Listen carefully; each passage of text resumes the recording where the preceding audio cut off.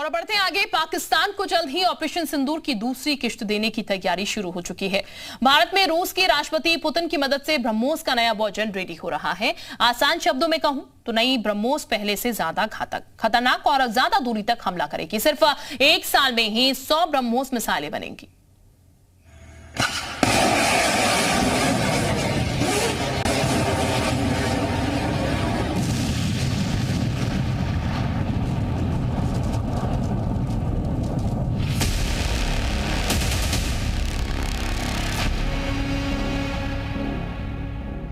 कम से कम पाकिस्तान वालों से पूछ लेना चाहिए कि ब्रह्मोस मिसाइल की ताकत क्या है। पाकिस्तान का दम निकालने वाली ब्रह्मोस मिसाइल का नया वर्जन आ रहा है। नाम है ब्रह्मोस एनजी।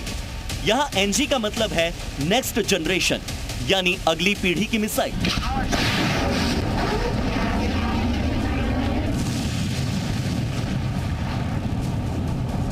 ये ब्रह्मोस एनजी हर मामले में खतरनाक होगी।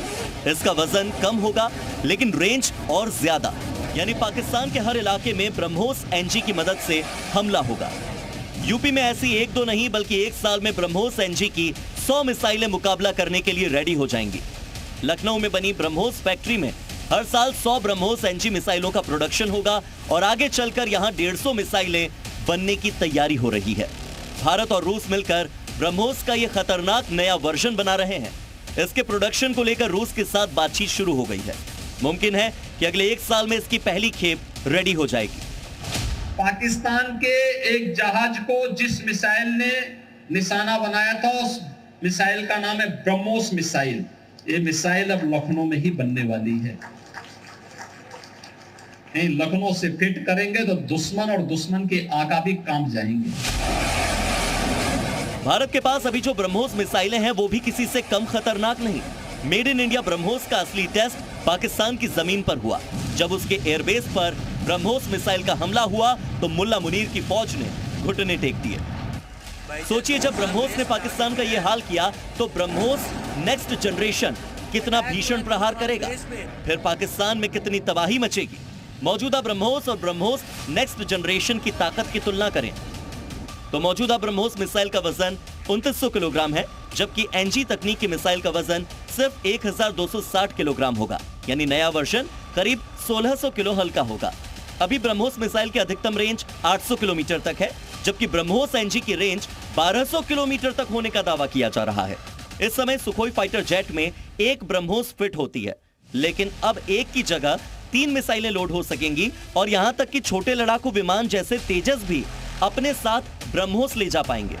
थल सेना के सिस्टम में एक लॉन्चर पर एक साथ 3 ब्रह्मोस मौजूद होती थी, लेकिन अब एक साथ 3 की जगह 6 मिसाइलें लोड हो सकेंगी। इस समय ब्रह्मोस को तीनों सेनाओं यानी जमीन, हवा और समंदर में मौजूद जहाजों से लॉन्च किया जा सकता है। आगे चलकर ब्रह्मोस के नए वर्जन को पनडुब्बी से भी लॉन्च करने की तैयारी हो रही है, यानी पानी के भीतर मौजूद सबमरीन भी ब्रह्मोस एनजी से अटैक करेगी। ऑलरेडी कैरिंग कैपेसिटी है। अगर हवाई जहाज की 2 मिसाइल की थी, एनजी को वो 2 और ले सकेगा, इसका मतलब 4 ले जाएगा। तो एक मिशन के अंदर उसके बाद 4 ब्रह्मोस होंगी, 4 टारगेट्स एंगेज करने के लिए। तो that is the plus point. तो आप अंदाजा लगा लीजिए कि अगर अभी इस ऑपरेशन सिंदूर के अंदर Pakistan air defence system could not detect, तो जब ये हम एनजी जो फायर करेंगे ब्रह्मोस, तो आप देख लीजिए क्या हाल होगा। भारत में पहली बार बन रही supersonic cruise missile BrahMos next generation तीनों सेनाओं की मारक क्षमता को बढ़ाएगी। फायर एंड फॉरगेट सिद्धांत पर आधारित ब्रह्मोस अपनी एक्यूरेसी के कारण दुश्मनों के बीच खौफ का दूसरा नाम बन रही है। ब्रह्मोस का उत्पादन अभी तिरुवनंतपुरम, नागपुर, हैदराबाद और पिलानी में होता है। लखनऊ में इसकी 5वीं प्रोडक्शन यूनिट है, लेकिन ब्रह्मोस एनजी यानी नेक्स्ट जनरेशन वाली तकनीक की मिसाइल केवल लखनऊ में ही तैयार होगी। ब्रह्मोस की सबसे बड़ी खासियत ही यह है कि वो दुश्मन के हमले से बचकर टारगेट पर अटैक करने में सक्षम है और अब योगी के प्रदेश में ब्रह्मोस का सबसे नया और घातक वर्जन बनने जा रहा है। ब्यूरो रिपोर्ट, जी मीडिया।